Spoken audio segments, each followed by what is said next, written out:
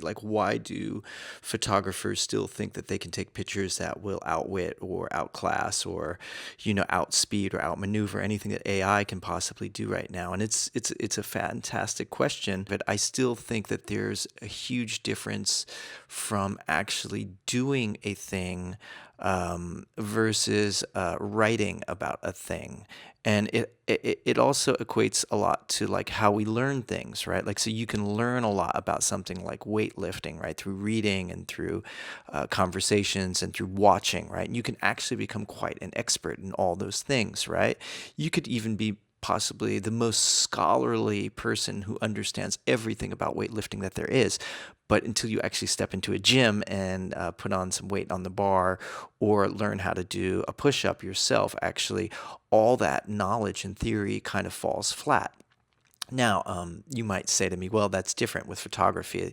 If the client at the end of the day wants something fast and they want it beautiful and they want 10 different versions of their portrait delivered for their LinkedIn portfolio, well, great. They can go and do that now. And there's nothing actually wrong with that. But there is something to be said about the act of photography, meaning the actual act of it, the doing of it, the thing that happens between two people when they're sitting across from one another, or the thing that happens between the light changing on an object slowly over a surface as a photographer is preparing their ultimate exposure and framing and composition of what that thing ultimately wants to be. And these nuances to certain sensitive things, I like to believe, are a lot more abstract and accidental in a world that's about controlled exposures and f-stops and all these other types of things, right, that photographers are kind of juggling.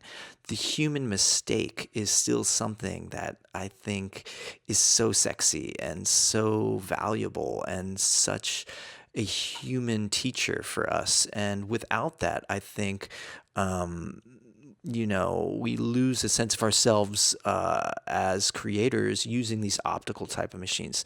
So I'm pretty sure that you guys have your own ideas and opinions. I'd love to hear some of it. I think it's a really good conversation. Again, I'm not an expert.